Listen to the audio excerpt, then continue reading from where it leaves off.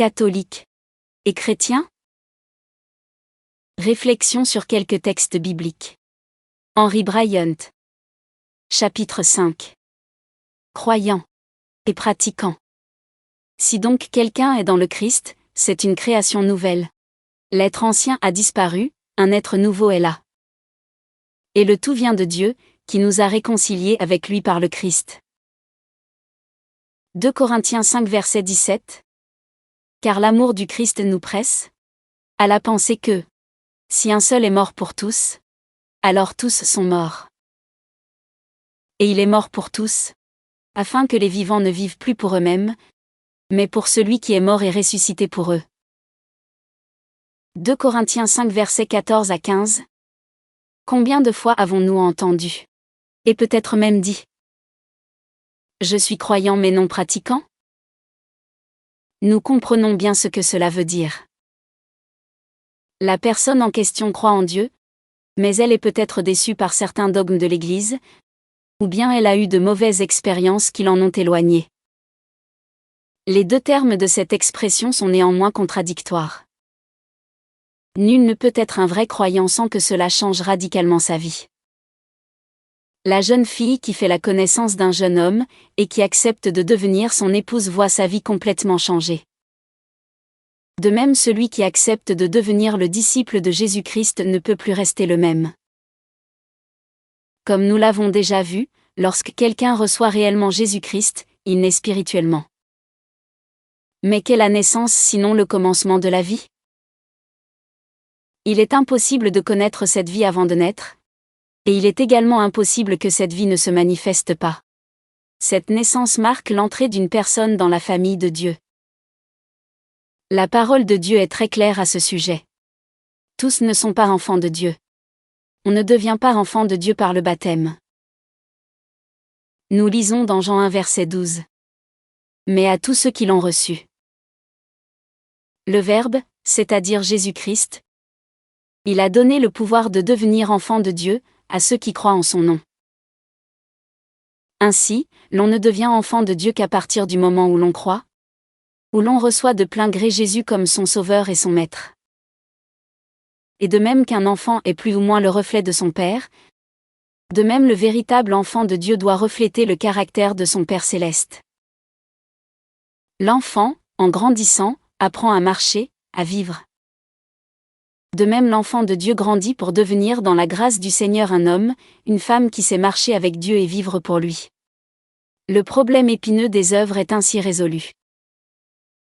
Les œuvres sont le fruit d'une vie changée.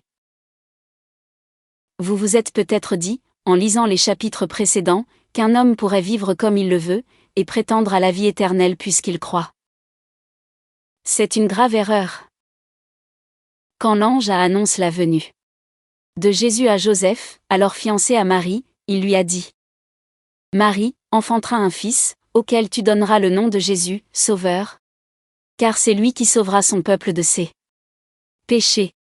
Matthieu 1 verset 21. Il est à noter que l'ange n'a pas dit: il sauvera son peuple dans ses péchés, mais de ses péchés. La personne donc qui persiste dans ses péchés montre qu'elle n'a pas compris le salut de Jésus-Christ. L'apôtre Jean l'explique de façon encore plus tranchante. C'est pour détruire les œuvres du diable que le Fils de Dieu est apparu. Quiconque est né de Dieu ne commet, pratique, pas le péché, parce que sa semence demeure en lui. Le mot grec est sperma. Il ne peut pratiquer le péché, étant né de Dieu. À ceci sont reconnaissables les enfants de Dieu et les enfants du diable. Quiconque ne pratique pas la justice n'est pas de Dieu, ni celui qui n'aime pas son frère. 1 Jean 3 versets 8 à 10. Ce principe est très facile à comprendre. Dieu donne une nouvelle vie à quiconque croit. Cette vie se manifeste de plus en plus dans son enfant, lorsqu'il grandit dans la grâce et la connaissance de son Seigneur, produisant des fruits dignes de sa relation avec lui. Jésus a illustré cette vérité dans son sermon sur la montagne. C'est à leurs fruits que vous les reconnaîtrez. Cueille-t-on des raisins sur des épines? Ou des figues sur des chardons? Ainsi, Tout arbre bon donne de bons fruits, tandis que l'arbre mauvais donne de mauvais fruits. Matthieu 7 versets 16 à 17. Jésus ne dit pas que l'homme devient chrétien par ses fruits. C'est le contraire. Le vrai chrétien est reconnu par ses fruits. Mais pour les produire, il faut avoir la vie. Un pommier ne peut pas donner de poires. Si nous voyons un arbre avec une pomme ou une centaine de pommes, nous savons que ce n'est pas autre chose qu'un pommier, et que nous ne verrons pas d'autres fruits sur ses branches. Dieu seul est capable de transformer une vie pour qu'elle produise d'autres fruits. De même, avant de nous confier en Christ, nous sommes absolument incapables de produire des fruits agréables à Dieu, quelle que soit leur beauté aux yeux des hommes. C'est uniquement par le Dieu vivant et vrai que nous avons cette possibilité. Alors nous porterons des fruits, et c'est pour cela que Dieu nous sauve. Lisons la suite du passage de la lettre aux Éphésiens relatif au salut. Avant, vous étiez morts par suite des fautes et des péchés dans lesquels vous avez vécu jadis. Ensuite, car c'est bien par la grâce que vous êtes sauvés, moyennant la foi. Ce salut ne vient pas de vous, il est un don de Dieu, il ne vient pas des œuvres, car nul ne doit pouvoir se glorifier. Après, nous sommes en effet son ouvrage, créé dans le Christ Jésus en vue des bonnes œuvres, que Dieu a préparées d'avance pour que nous les pratiquions. Éphésiens 2 versets 8 à 10. Avez-vous remarqué l'ordre de ces 3 étapes? Mort à cause de nos péchés. Sauvé par sa grâce. Créé en Christ pour de bonnes œuvres. Cet ordre ne peut pas être inversé. Comme il est triste de voir un grand nombre de personnes sincères espérer par leurs bonnes œuvres gagner une place auprès de Dieu. Cela est impossible, à moins de recevoir de lui la vie. En revanche, quelle joie de savoir, quand nous venons à Jésus, qu'il a déjà préparé pour nous une vie riche en bonnes œuvres à accomplir. Il n'est plus question d'obtenir son approbation, car nous l'avons déjà en Jésus-Christ. Il s'agit plutôt de permettre à Dieu par son esprit de produire en nous les fruits qu'il désire. Dans le 15e chapitre de l'Évangile selon Jean, Jésus utilise la vigne pour illustrer cette vérité essentielle de notre union avec lui. Je suis le vrai CEP et mon Père est le vigneron. Tout sarment en moi qui ne porte pas de fruit, il le coupe, et tout sarment qui porte du fruit, il l'émonde, pour qu'il en porte encore plus. Demeurez en moi, comme moi en vous. De même que le sarment ne peut pas en lui-même porter du fruit, sans demeurer sur le CEP, ainsi vous non plus, si vous ne demeurez en moi. Je suis le CEP, vous êtes les sarments. Qui demeure en moi, comme moi en lui, porte beaucoup de fruits, car hors de moi vous ne pouvez rien faire. Jean 15 versets 1 à 5. Jésus nous compare au sarment greffé sur la vigne. C'est là une image de notre union avec lui par le salut. Si l'une des tiges greffées ne produit pas de fruits, il est évident que la tâche est superficielle, et que la sève de la vigne ne nourrit pas la tige. Malheureusement, beaucoup de tiges croissent dans nos églises, attachées superficiellement au christianisme mais sans être réellement unies à la vraie vigne par une relation vitale. Celui qui est en Christ va porter du fruit, et cela dans la mesure où il laisse le Seigneur diriger sa vie et demeurer en lui. De plus, nous pouvons découvrir dans cette illustration le soin que porte le vigneron à sa vigne. Il émonde, ou taille les sarments afin que ceux-ci produisent davantage. Jésus compare ce vigneron à notre Père céleste qui, dans son amour, prend soin du plus petit de ses enfants, et qui, à travers toutes les expériences de la vie, bonnes et difficiles, le prépare à donner une meilleure récolte. Quels sont ces fruits qu'un véritable chrétien doit porter?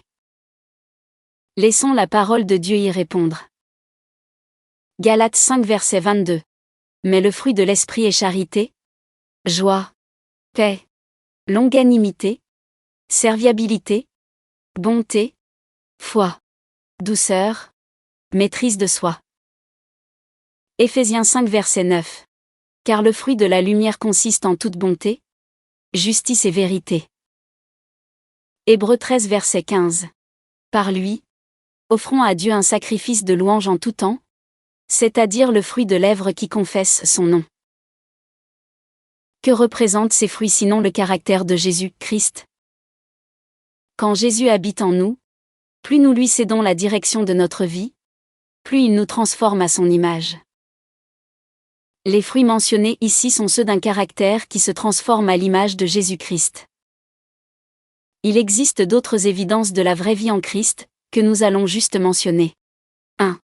Une soif de mieux connaître le Seigneur, de grandir en lui.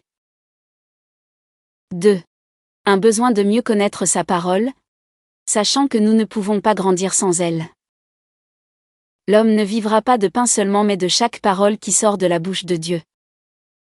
Matthieu 4 verset 4. 3. Une communication grandissante avec Dieu par la prière. 4. Une aversion pour tout ce qui pourrait entraver notre relation avec le Seigneur, toute pensée, toute parole, tout acte qui nous éloigne de lui. 5. Une plus grande assurance en lui, qui nous permet de nous confier en lui en tout temps, et de tout voir comme une marque de l'attention qu'il nous porte. Romains 8 verset 28. Ce sujet de la vie chrétienne est bien trop vaste pour recevoir dans cette petite brochure la place qu'il mérite. La naissance spirituelle représente avant tout le commencement d'une nouvelle vie avec Jésus-Christ, une vie qui s'achève auprès de Dieu dans le paradis. Nous devons passer par toutes les étapes de la croissance spirituelle, de l'enfance à l'âge adulte.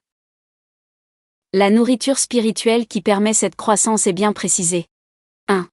Pour les bébés, N comme des enfants nouveau-nés, désirez le lait spirituel non frelaté, afin que, par lui, vous croissiez pour le salut, si du moins vous avez goûté combien le Seigneur est excellent. 1 Pierre 2 versets 2 à 3. 2. Pour les jeunes gens. Je vous écris, jeunes gens, parce que vous êtes forts, que la parole de Dieu demeure en vous et que vous avez vaincu le mauvais. 1 Jean 2 verset 14. 3. Pour les adultes. Toute écriture est inspirée de Dieu et utile pour enseigner, réfuter, redresser, former à la justice. Ainsi l'homme de Dieu se trouve-t-il accompli, mûr, équipé pour toute œuvre bonne. 2 Timothée 3 versets 16 à 17. Tout au long de la vie d'un chrétien, la Bible tient une place fondamentale. Elle est le lait spirituel du nouveau-né, elle représente la force des jeunes, et elle équipe parfaitement l'homme de Dieu pour le service que le Seigneur a préparé pour lui. Nous en parlerons dans le prochain chapitre. Les bonnes œuvres, les fruits sont donc une évidence, le résultat d'une vie surnaturelle en celui qui est né dans la famille de Dieu par la foi. Mais la Bible nous conduit plus loin. Nous avons vu dans le 2e chapitre que, dans la Bible, la mort signifie séparation. Par contre, la vie signifie union, et la vie spirituelle, union avec Dieu. Voilà le grand message du Nouveau Testament. Celui qui croit est en Christ. Considérez ces déclarations. 1. Pour le salut. Il n'y a donc plus maintenant de condamnation pour ceux qui sont dans le Christ Jésus. Romains 8 verset 1. 2. Pour la communion. Si quelqu'un m'aime, il gardera ma parole, et mon Père l'aimera et nous viendrons à lui, et nous ferons chez lui notre demeure. Jean 14.23. 3. Pour le pardon. En lui nous trouvons la rédemption, par son sang, la rémission des fautes, selon la richesse de sa grâce. Éphésiens 1 verset 7. Béni soit le Dieu et Père de notre Seigneur Jésus-Christ, qui nous a bénis par toutes sortes de bénédictions spirituelles, aux cieux, dans le Christ. Éphésiens 1 verset 3. 5. Pour le fruit. Qui demeure en moi, comme moi en lui, porte beaucoup de fruits. Car hors de moi vous ne pouvez rien faire. Jean 15 verset 5. 6. Pour la prière. Si vous demeurez en moi et que mes paroles demeurent en vous, demandez ce que vous voudrez, et vous l'aurez. Jean 15 verset 7. Chaque personne qui reçoit Jésus comme son sauveur et maître a ainsi le privilège inestimable de laisser Dieu lui-même venir habiter en elle. Nous le voyons dans le texte de Jean 14 verset 23 cité plus haut. Les implications de ce fait dépassent notre imagination. Notre corps devient le temple de Dieu. 1 Corinthiens 6 verset 19. Et nous nous trouvons comme des vases de terre qui portent le trésor de la connaissance de la gloire de Dieu. 2 Corinthiens 4 versets 6 à 7. La Bible appelle cette personne divine qui habite dans chaque croyant le Saint-Esprit. C'est grâce à cette personne que le croyant le plus ordinaire peut réaliser pleinement la vie chrétienne. Il n'est plus limité par ses propres incapacités, parce que le Dieu Tout-Puissant habite en lui. Alors pourquoi trouve-t-on si peu de gens qui connaissent cette vie d'abondance promise par le Seigneur? Jean 10 verset 10. Parce que Dieu le Saint-Esprit n'agit qu'avec l'accord de la personne dans laquelle il habite. Malheureusement, il est possible de contester ce que Dieu veut faire dans notre vie et à travers nous. Dieu n'oblige personne à croire en lui ni à le servir. Il ne veut pas de marionnettes mais de bons et fidèles serviteurs, animés par l'amour et la gratitude pour son amour. Le chrétien peut vivre selon la chair. Galates 5 verset 13 et Romains 8 verset 5. Suivant les penchants de son propre cœur, sans écouter la voix de celui qui l'habite. Quand il vit de cette manière, il attriste le Saint-Esprit. Éphésiens 4 verset 30. Et il est lui-même triste et malheureux, comme un enfant qui a désobéi à ses parents. Un tel chrétien ne connaît que très peu l'abondance dont parle le Seigneur Jésus. Mais un chrétien peut aussi se laisser guider par l'Esprit. Galates 5 verset 16. Et alors il connaîtra la plénitude d'une vie parfaitement adaptée à sa personnalité, à ses capacités et à ses dons. On dit que Dieu réserve la meilleure part pour celui qui lui en laisse le choix. Plus nous le laisserons gouverner notre vie, plus nous verrons la puissance de Dieu à l'œuvre. Nous voyons les mêmes principes dans les lois naturelles. Pendant des siècles, l'humanité a vécu en présence d'énormes forces naturelles, sans les connaître et encore moins les utiliser. Des hommes passaient toute leur vie à échafauder des théories pour changer des métaux en or. Puis la connaissance a augmenté. Newton découvre les lois de l'attraction universelle. Et l'humanité trouve que c'est en agissant selon les lois naturelles qu'elle peut en puiser la force incroyable. Ainsi est née la révolution scientifique et technique. De même dans le domaine spirituel, nous ne pouvons pas espérer connaître la puissance de Dieu en lui imposant notre volonté. Mais si nous nous mettons à sa disposition, si nous nous laissons conduire par son esprit, c'est alors que nous pourrons connaître quelle extraordinaire grandeur sa puissance revêt pour nous les croyants. Éphésiens 1 verset 19. Voilà ce que notre Dieu cherche à faire pour chacun de nous. Connaissez-vous cette vie abondante? Si vous êtes en Christ, elle est votre droit par héritage. C'est la vie normale pour un chrétien. Dieu la donne à celui qui le laisse tenir les rênes de sa vie. Nous mettons dans les commentaires de cette vidéo le lien de téléchargement gratuit de cet ouvrage. Le téléchargement se fera à partir du site internet médiathèquechrétienne.fr, site que j'ai bâti en synergie avec cette chaîne YouTube Elle écoutait sa parole, afin d'assurer la réédition numérique des ouvrages chrétiens épuisés et non réédités. Comme l'était cet ouvrage, nous vous invitons donc à vous rendre sur le site internet médiathèquechrétienne.fr afin de pouvoir profiter et de pouvoir télécharger gratuitement les 800 ouvrages que nous avons déjà numérisés et mis à votre disposition. Il n'est nul besoin de s'inscrire, vous pouvez directement accéder à partir de la page d'accueil à l'onglet Livres et là regarder les dizaines d'auteurs et les centaines d'ouvrages qui sont déjà disponibles en téléchargement gratuit. Si vous voulez connaître les différents ouvrages que nous numérisons tous les jours et présentons sur cette chaîne YouTube Elle écoutait sa parole, les audiobooks que nous prenons en charge, les albums ou BD que nous lisons avec caméra de document, mais aussi les cantiques que nous mettons en parole, afin de nourrir votre louange individuelle ou en assemblée, abonnez-vous à cette chaîne YouTube Elle écoutait sa parole. Nous vous disons au revoir et à bientôt.